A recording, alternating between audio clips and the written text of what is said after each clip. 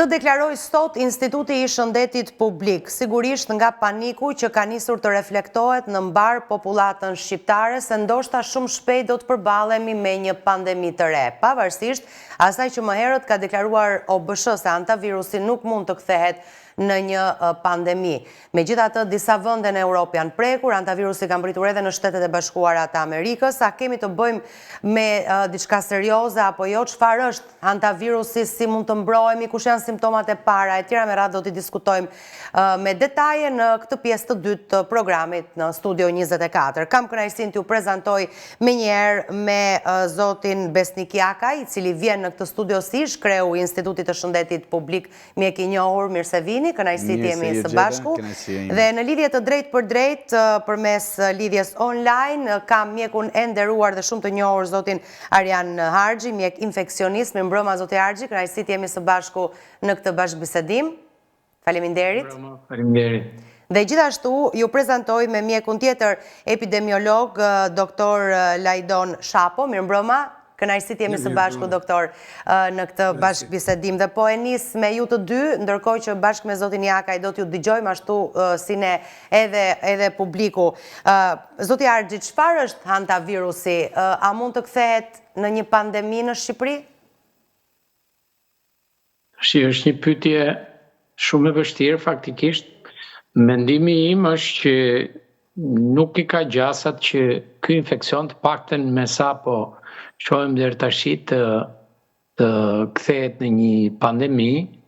Padyshim është një ngjarje shumë e veçantë përveç faktin që situata ku ka ndodhur është shumë e veçantë, pra një shpërthim epidemik në një ambient të mbyllur siç është një kolektiv i izoluar në një traget, në një anije, në një popullat përfaqësuese mbi 20 vendeve të ndryshme, dhe bëhet fjalë për një virus që ka një vdekshmëri të lartë, pra është një virus me si thua potenciale për të dhënë forma të rënda.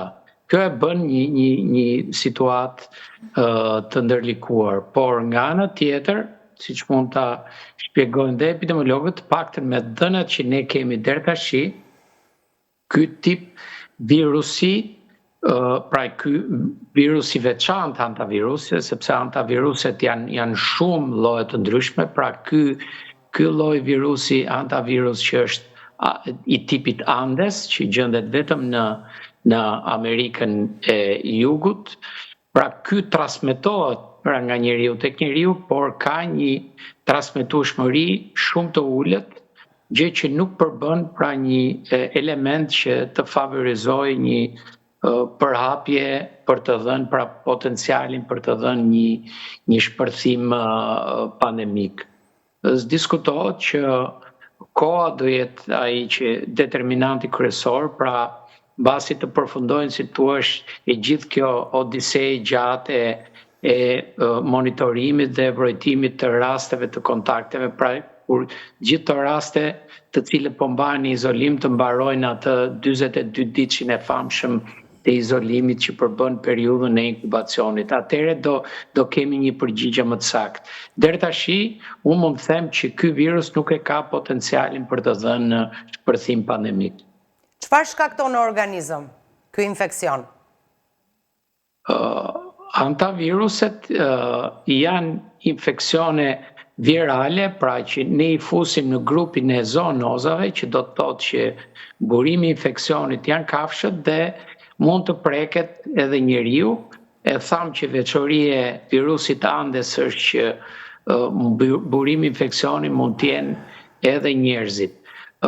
Përgjithsisht, pra këto viruse i japin dy tablo të ndryshme specifike të dëmtimeve në organizëm. Janë format që japin ato që quhen ethet hemoragjike me prekje të veshkave, me sindrom renal.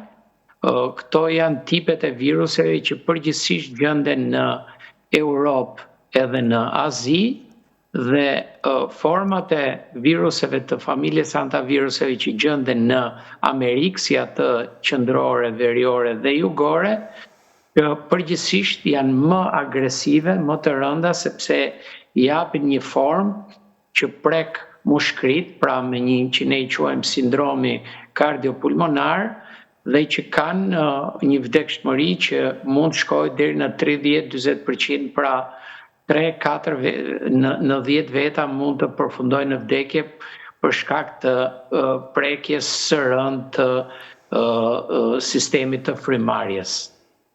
Janë të rikuperueshme problemet që mund shkaktojnë në organizëm dhe që nuk shkojnë deri në vdekjen e personit? Patjetër, personat që nuk përfundojnë pra në mënyrë letale, pra në vdekje, rikuperohen. Diskutohet që format që ne kemi parë, për shembull në Shqipëri, që janë me prekje renale, mund t'i japin dëmtime kronike të veshkave, por mund të kemi dhe rikuperim të plot.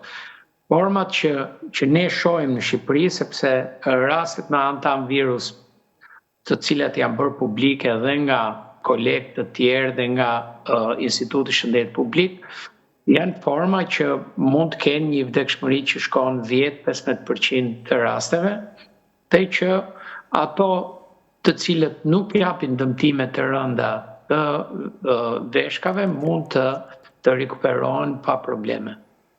E kuptoj. Një pyetje për doktor Shapon, më dëgjoni, besoj të dy njëkohësisht. Po. Okej, doktor, mendoni se Shqipëria rrezikohet seriozisht nga përhapja ose mbërritja në Shqipëri në një moment të caktuar të antivirusit? Para se të shkoja rrezikohet Shqipëria apo jo. Apo ju mendoni që ka mbërritur? Jo, nuk kam asnjë të thënë që në Shqipëri ka mbërritur asgjë. Natanie, e cila nuk e di, më kujton Pacinon tek filmi Aron Gruaje, ku në një moment që vajte të mbronte Charlie në shkollë, përmendi termin rat ship, it's a rat boat. Në anën metaforike bëj fjalë në film për ratet me dy këmbë, këtu bëhet fjalë për brecit, cilët mbartin dhe përhapin infeksionin.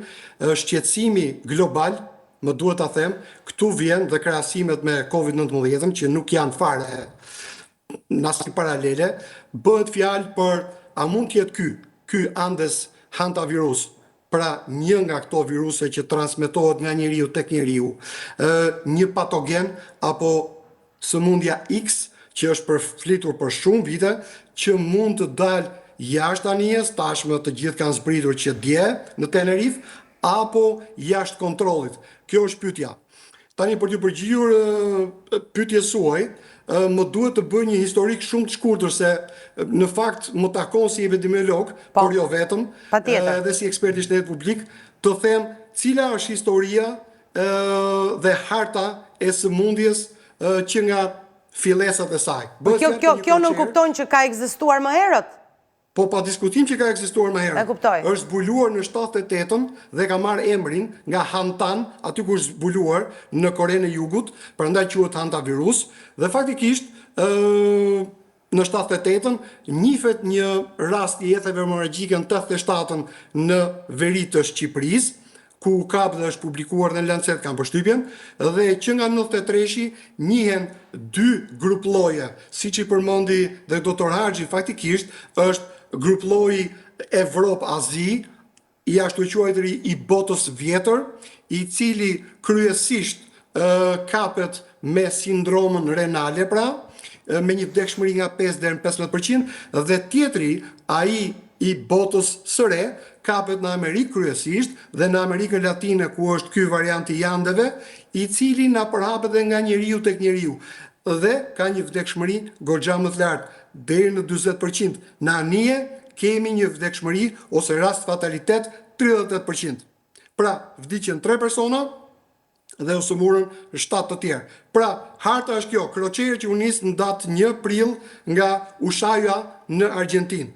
Në 6 prill u sëmur ornitologu, i cili ishte një qefli ndjekës i zogjve, nuk e mori nga zogjt, po padyshim me një udhtim të gjatë që kishte bërë në Amerikën Latine, Argjentinë, Kili, etj, aty është infektuar me mbeturinat e mive, etj. Pra, është një problematik e cila filloi me T, ai humbi jetën datë 11 prill, bashkëshorti i atij 69 vjeçare me cilin ata ndanin kabinën dhe kjo është interesantja në një anije, në një anije ndodhin çuditëra sepse ambientet e anijes, sado kroqere madhe, janë të izoluara, të mbyllura. Dhe aty u pa që e shoqja e tij në 24 prill u mor në një ndalesë që u bë diku, u mor dhe me aeroplan u çuan në Johannesburg në një nga spitalet e Afrikës Jugut.